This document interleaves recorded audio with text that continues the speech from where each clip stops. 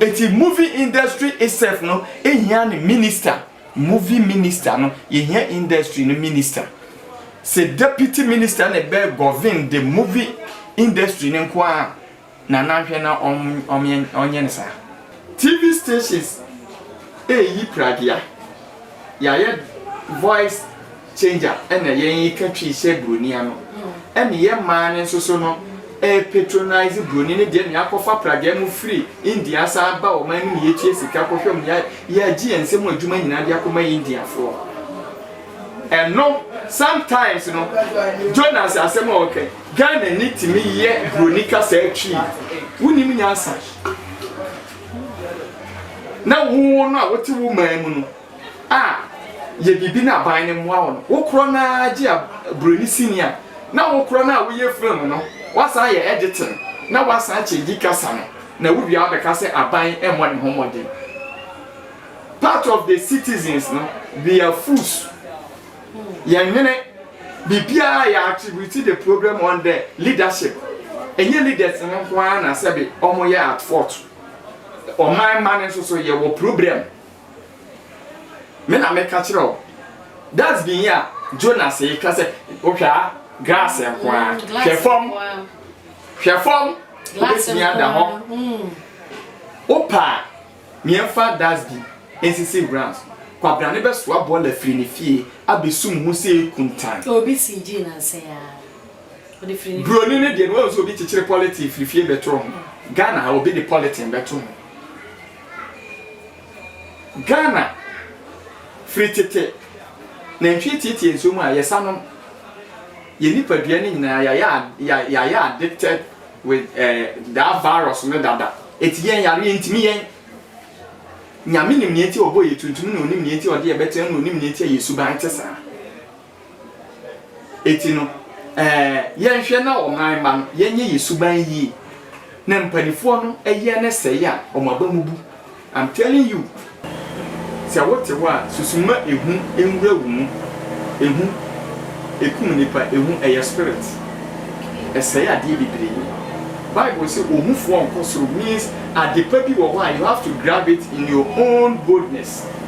But ena mu ehu ntin obi beba be say anwa befa.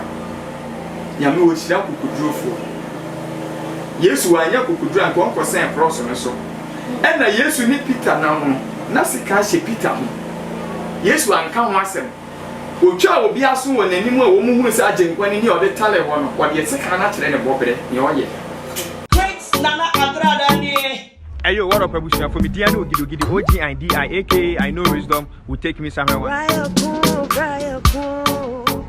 Hello, lovely viewers. I am Muniaba. Ayuna Renini. Pia, I wish you Muniaba my teacher could you need some for what for commercial. So, if for commercial, must need another Gregory. We will put 3 hours and got to say, yes, aha, hey, Ghana. Aha, hey, Ghana. If it's a penny, the essence and about your pine and a friend of Kunsun, sorry, but the Asimuja white nasa. And my mother has a cry a simple and teacher. So, who baby, me, aha, and then make I will say, aha, ye Ghana. Aha, hey, Ghana. The Mad King. Aha, ye Ghana. Ah.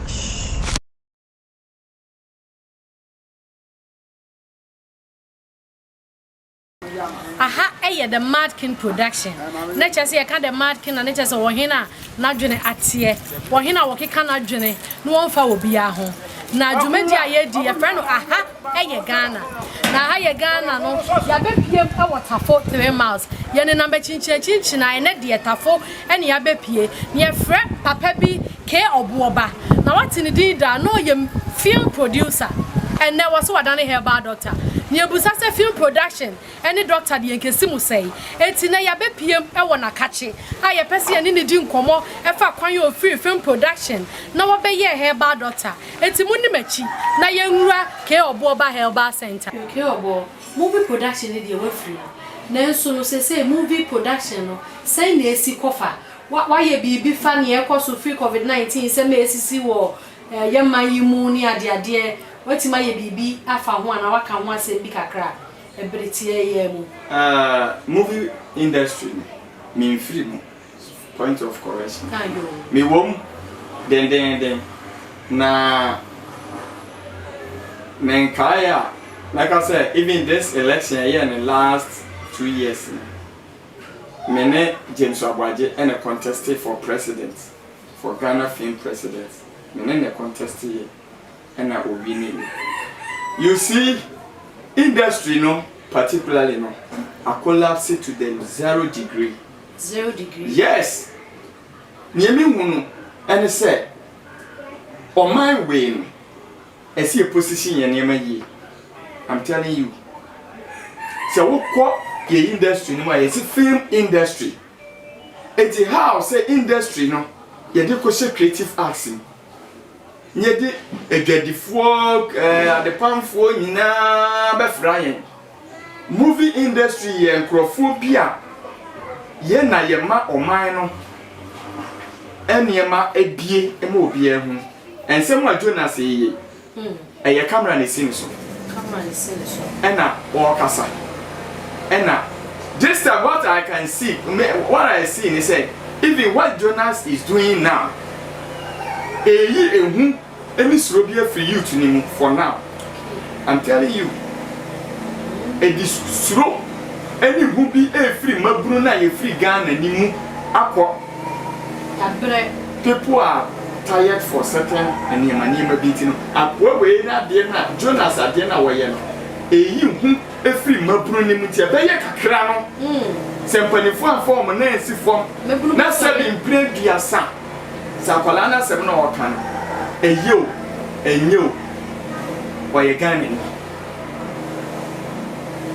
Etini ni ewomu a ebeboa wo man. Empanifo afom na ensi fom no monye. When you say out of surprise, what Okohu or Hono be that? It will win say, and you may wear your crew. Now, Michelle Hakurana, yen ye cry a resources. I can say, ye mind is sharp. Ye can see a disease, you can't have bomb bracrana, a babwa. As say, Ebia, Eka, Ukruka Kraka, 56 continent or whatever, a Omutimia building near my sea. And now, I say, oh, I yano kika. Well, etino empanifo hwe ne ewum na ye no no ma peke ne enye no they should throw it away ejobo mama musa wo etino meba na obisa me industry no asem a ebesi Jonas de ne so no industry na nkasa no enka yehia film minister. Okay, yes, to supervise and to govern the whole entire industry. Any audiovisual Bia supposed to be under that minister. Na yetimi hu videos so ayetwa de ba o man mu yie. I'm telling you, because movie industry no eye kwanten kura esopa ekura branches. E collaborate with all TV stations. Eti ye de combine eti pam eti bofo anyway we ya. Enkura batambe kese eti no obi ye bibi obabi obi nhunu no waka. Eti movie industry itself no ehia ni minister, movie minister no ehia industry no minister. Se deputy minister na be govern the movie industry nko a na nanhwe na onye nsa. Na ye change from analog whatever to digital. Ye kofa digibus ne baye no decoders baye. Na esenka ye wo minister eye movie industry nko enye enkrobata bebre no bia bedi we twe na enka bia film minister ne betrans ye hu se Ghana ye based on local CDC ayehwe ye nana briwa no a wo ye sini na mana hwe man entertain na mana nkwanko na nim no onko internet etika digibus na ye de ba na ese ye ne digibus with DVD. And when I guess what man authorizing professor, what the paper or my DVD nimu and fama. Naka ya diapa DVD room to meme dia see me demo. We were DVD room. It is a movie no marketing system plan a conforma. Se me ke or boba the movie ba. Me premier part where the YouTube adun TV. It will trigger the consumers no to go on market to request for the continuation of the film. Me baby and yon could be able part 1 and 2. Me per 3 and 4. me hwe one na me fepa me nya ne nto aso the bucket will still booming because the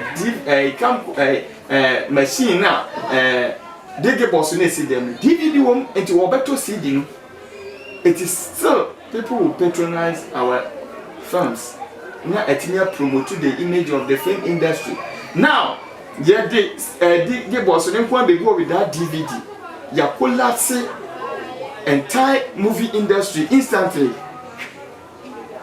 TV stations yi pragia ya voice changer ena yen katwi she broni ano ena ye man so no patronize broni ne de ne akofa pragia mu free India sa ba o man ne yetie sika kohwem ya gi ensem adwuma nyina de akoma India fo and no sometimes you know Jonas asem okay Ghana ni timi ye broni ka sa atwi wunim nyansa na wo no a wote wo man mu no ye bibi na ban ne mo awo no wo kro na agi broni senior na wo kro na wo ye film no wasa ye editing na wasa chegi kasa no na wo bia be kasa aban emo ne homode part of the citizens no they are fools ya nwene bibia ya attribute the problem on the leadership enye leaders no kwa na sebe omo ye at fault o man so ye wo problem me na me catch it that's been here Jonas e ka say okwa grass e kwa hwefom glass me under ho opa me fa that's been NCC brands kwa brane be so abo la firi ne fie abesum ho se kuntan obi CG na say ya odi firi broni ne de no so obi chichire politics firi fie beto Ghana obi the politics beto Ghana free tete na ntwetete enso mu a yesano ye nipadua ne nyina ya addicted with that virus no dada etiyen yare ntimi yen nyame nim ne enti obo ye tuntum no nim ne enti ode ye betem no nim ne enti ye suban tesa eti no yen hwe na o man ma yen ye suban yi na mpanifo no eye ne sey a o maba mubu I'm telling you na nandro ekofa das be track the whole Ghana sia ye chichi ye fie border ebetubu das be ne ho na das be ni si on esi ho purposely say wonam krom na woto bibidi na ade ni kura wafatum no kwabrani nim say nyansa no enu nti na me kire biem say oman no ne yewu afini yensa ankone enkofa yen teach constitution wo school from primary to university. No matter how obey law when you know you should know the constitution governing the country. Because so when you mumrano and get your Jonas in Ghana constitution and ka wono krano and ka obey a were educating in one hands and open and your can be at one can. And we should teach the citizens in the law now you did govern or minor. President will be Accra. There is nowhere police bet me attitude will be but Ashanti region police can arrest you at any time. What you say? Entity you better be main road or better be chill adhere to every instead of educating the person to know the right thing next time I dear way you say because you teach the law no apolani be you wonim Ghana mra ni hwe wonim ho bibia say ha kra yen so oba kra yen mo de to abonte say bia yen say bibia ni ho. They should begin to follow this kind of Jonas as a normal friend teaching constitution in school. Near Ghana, it's a collecting when him say, Yenina Hani Peninatum, Yenina, because of the democracy, no, say young fam Marano and Chiramo Frano school. Democracy, the permit will be a waka, because your freedom of speech does not give you chance to do whatever you want, man. You get to know that. And then you know, you know what come na me say me busa say enem rantie no a ye gi sakawa ye ni abrebebem se na wotwe mu ya ye se fo bia kwasi mu ache wakogi sakawa ko to Range Rover woto ya de chenye ye kuno adan enem rantie abania brisika ho ene ka asem betima ka bi kaka yes unfortunately na ntwa so kwasi ya ne pache you always Odi kwasi asem aka I'm sorry I'm sorry. You was sorry be or just a simple sorry. Everybody will understand you. And can you for being court? No patch on us the into. What I say? Sikam who kasa no say auto range over the chin yakun one yakun or no ankasa ekondo wo. Eti adechin ya wawu yakun no. There Ghana obi na yakun. Ye boni tuo. Eti yakun. And yes, what count? Name it in see your pony behind your own. I did see ya, Obia Bonitu. Now, I specify why a specific of a seminar or better will come. 18, yes, say, when you see Japadine and after all, my dear woman, that my makers in intro, the Pantia Brabasi. So, what you want to submit in real room, in whom nipa ehun a spirit say ade bibiri Bible say ohun fo onkoso means adepa bi wo you have to grab it in your own boldness but enam ehun tin obi beba be say anwa befa ya me wo hira kokuduro fo Yesu anya kokuduro anko onko say cross no so na Yesu ni Peter na ho na sika hye Peter ho Yesu anka ho asem Ocha obi aso won nanim a wo mu hu se agenkwa ni o de tale wo no wo de sika na kire ne bobere ne oye eti obi betimi adi atem but na e kire bobere bi Yesu ocha na so wie ne Yesu aka se hey Peter kwasa to sika na kire na nim se o de ocha sika o sika wa ene enkomo no aye de na so ebre no nti aye be e wo se etwa so eje obo ye beda wase ene bra wanya ene ahaye Ghana atwetwe nkomo yenim se da se ne ye besan wa hia san atwetwe nkomo a e chen sei na abenya bre so de amaye ye da wase se woni yenya sankita hodie etiefo aha eye the Mad King production na dwumadi a yedi no eye aha eye Ghana ene ye ne eja obo ene bedi nkomo na waka nsem bebre minim se mo afamu aba dodo na ehu se Jonas enye sebi enkwasi asem bi kwa ene wo keka wo ne nsem no binyansa wom na ebi kura na ya honhom bi ena ama no eye ne awoye etintina oba bi na enidi na tem se ade no waka se no waka se moma yentina se na yenwene se abrantie no de na ama na eka de woka ene eja ke obu a kire mbebre nti me kasa pi ye beka se da se ne monsan hweye aha eye Ghana medin ede maame ya agemfu a amonu ye mamomoni tia adeshi